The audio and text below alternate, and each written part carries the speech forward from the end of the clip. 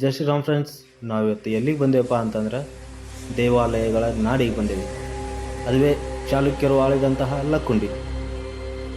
ಸುಮಾರು 101 ದೇವಾಲಯಗಳು ಮತ್ತು 101 ಬಾವಿಗಳು ಇರುವ ಏಕೈಕ ಸ್ಥಳವೆಂದರೆ ಅದುವೇ ಲಕ್ಕುಂಡಿ. ಗದಗ ಜಿಲ್ಲೆಯಲ್ಲಿ ಐತಿಹಾಸಿಕ ಸ್ಥಳ. ಅದೇ 101 ದೇವಾಲಯಗಳಲ್ಲಿ ಪ್ರಸಿದ್ಧ ದೇವಾಲಯವಾದ ಕಾಶಿ ವಿಶ್ವನಾಥ ದೇವಾಲಯದ ಬಗ್ಗೆ ತಿಳಿದುಕೊಳ್ಳೋಣ ಇವತ್ತು. ಈ ದೇವಾಲಯವನ್ನು ಸುಮಾರು 10 ಮತ್ತು 11ನೇ ಶತಮಾನದಲ್ಲಿ ಕಲ್ಯಾಣ ಚಾಲುಕ್ಯರು ನಿರ್ಮಿಸಿದ್ದಾರೆ. ಈ ದೇವಾಲಯವು ಶ್ರೀ ಭಗವಾನ್ ಶಿವಪ್ಪನಿಗೆ ಸಮರ್ಪಿತವಾಗಿದೆ. ಇಲ್ಲಿ ಇರುವ ಶಿವಲಿಂಗವನ್ನು ಕಾಶಿ ವಿಶ್ವನಾಥ್ ಎಂದು ಕರೆಯುತ್ತಾರೆ. ದೇವಾಲಯವು ವಾಸ್ತುಶಿಲ್ಪಕ್ಕೆ ಅದ್ಭುತ ಉದಾಹರಣೆ. ಈ ದೇವಾಲಯವನ್ನು ಪಶ್ಚಿಮ ಚಾಲುಕ್ಯರ ಕಾಲದಲ್ಲಿ ಕ್ರಿಸ್ತಶಕ 11ನೇ ಶತಮಾನದಲ್ಲಿ ನಿರ್ಮಿಸಲಾಗಿದೆ. ಚಾಲುಕ್ಯ ರಾಜರು ಕಲೆ ಮತ್ತು ಧರ್ಮಕ್ಕೆ ಅಪಾರ ಪ್ರೋತ್ಸಾಹ ನೀಡಿದ್ದರು. ಲಕ್ಕುಂಡಿ ಅವರ ಪ್ರಮುಖ ಧಾರ್ಮಿಕ ಮತ್ತು ಸಾಂಸ್ಕೃತಿಕ ಕೇಂದ್ರವಾಗಿತ್ತು.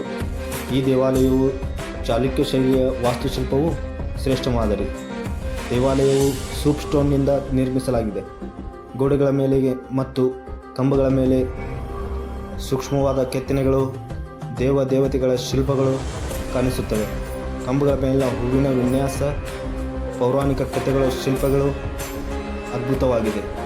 ಈಗಿನ ಕಾಲದಲ್ಲಿ ಮಷೀನ್ನಿಂದ ಕೆತ್ತಲಾಗದಂತಹ ಶಿಲ್ಪಕಲೆಯನ್ನು ಆಗಿನ ಕಾಲದಲ್ಲಿ ಕೆತ್ತಿದ್ದಾರೆ. ಕಲೆಗಳನ್ನು ನೋಡಿದರೆ ಮನ ಆಕರ್ಷಣೆಗೊಳ್ಳುವುದು. ಆ ರೀತಿ ಕೆತ್ತನೆಯನ್ನು ಮಾಡಿದ್ದಾರೆ.